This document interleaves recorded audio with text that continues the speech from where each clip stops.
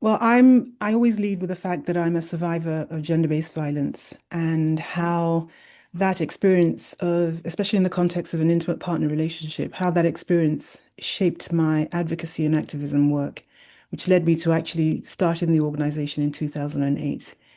The organization is made up of survivors of all forms of gender-based violence. Our board are survivors, our staff are survivors, our volunteers, our members are all survivors. And what we do with that lived experience is to turn our trauma into triumph and ways of changing the world. I think one of the most critical parts of the work is moving gender-based violence away from a silo and connecting it to all forms of sort of inequities, including land rights, water rights, animal rights. And part of my own particular work, as well as my team, is around law reform, research, policy reform, program development, peer support, anything and everything that helps to disrupt the way the current status quo operates in the world with patriarchy and capitalism and all of that, which I'll talk about a little bit more. I'm really excited to be here and have this opportunity to share with my fellow panelists and to answer any questions at the end of this. So thank you so much again for having me. Gender-based violence often pushes survivors into poverty and long-term economic instability. Okay? How will social justice frameworks evolve to address gender-based violence as both a human rights and an economic justice issue? That is a huge question. Uh, I think that to address gender-based violence, GBV, effectively, I think the first thing we need to do is to stop treating it as sort of isolated, private issues between individuals and start looking at it as an all of society systemic issue. I think gender-based violence is heavily tied to capitalism, as I said in my opening, it's heavily tied to patriarchy, to the ownership of women, our bodies, our labor, and we are seen as merely to be in the service of the men in our lives. I think that a part of that gender-based violence is economic instability, economic violence. And economic instability is sort of this undercurrent that underpins everything. Because when you have real threats of poverty present in your life, and that threat of poverty is used as a weapon to keep us trapped in the violence, then leaving becomes a really big financial risk that women face. And so, for social justice frameworks to evolve, I think they have to bridge the gap between human rights advocacy and economic policy interventions. And how do we do that? Um, I think one of the biggest steps is to recognize economic abuse as a core violation, right? It's a tactic, it's a controlling tactic that partners use to sabotage survivors' livelihoods. I think it's also important to recognize intersectionality, and I'm happy to talk about that. Dr. Kimberly Crenshaw's framework that looks at those individuals who are facing the deepest forms of economic violence, gender-based violence, are the ones who are at the intersection of race, gender, disability, and immigration status. And so, how do we reframe all of this by combining the multiplicity of lens at play? Mm, that's interesting. That's interesting. So yes, recognizing economic abuse as as a violation, right? And then intersectionalities of it all. So yeah, that's really that's something to really look into and consider. As a Black intersectional abolitionist feminist, right?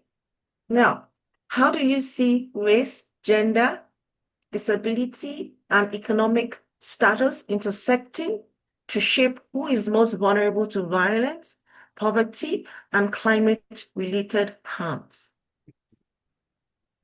Um, I think these frameworks, intersectionality, abolitionist, anti-carceral, feminist frameworks, uh, intersectionality coined by people like Kimberly Crenshaw, Dr. Kimberly Crenshaw, Angela Davis.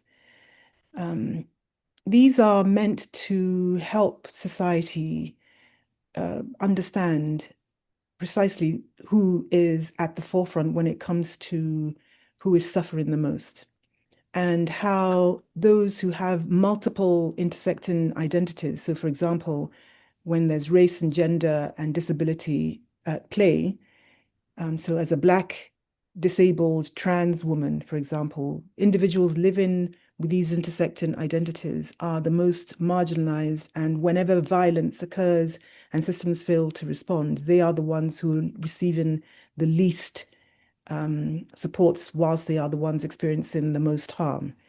And so as I think about sort of practical solutions and how intersectional abolitionist approaches can help fix climate change and poverty, it can't happen without us dismantling these hierarchies of race and gender that makes certain lives feel as if they are disposable. So if you take as another example how institutional violence works together, it colludes with interpersonal violence. So that Black women, as an example, who are experiencing intimate partner violence and at the same time can't go to the police because the police enact state violence towards them.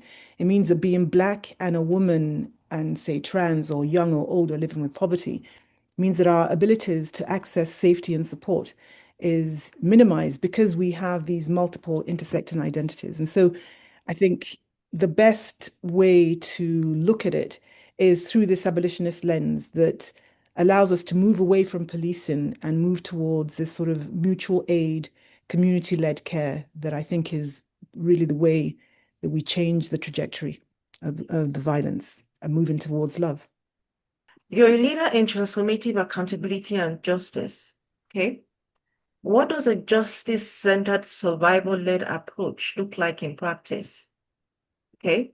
And how does it differ from traditional punitive systems in creating real safety and healing? So, what are your solutions? How do you do what you do? Yeah, that's a great question. I think first of all, the traditional systems are carceral, which is and police, heavily dependent on policing, surveillance, and punishment. And it has an individualistic approach. So it approaches crime as an individual's act against another individual, or against the state, without recognizing that a lot of what are sort of termed crimes are oftentimes based on social inequity, right? There's a lack, something that's lacking in our society, something that's lacking in the community that makes people go and commit these crimes. And so the traditional way of addressing these crimes is by punishment.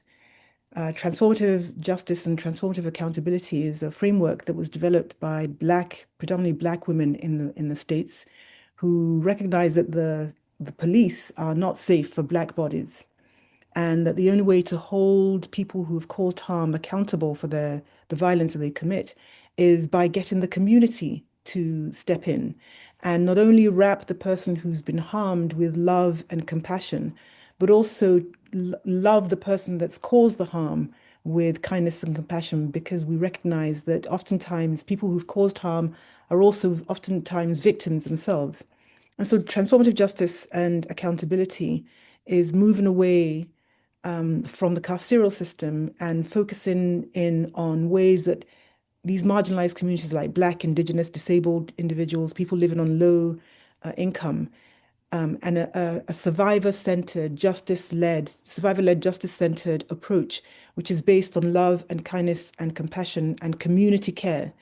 And I think that if I were to look at the framework that will bring healing, it has to be this abolitionist feminist framework, because it recognizes trauma is not just individual, but it's collective. And we need things like peer support, culturally specific care, and move away from the old ways of doing to the new ways of being, which is with love and kindness and compassion.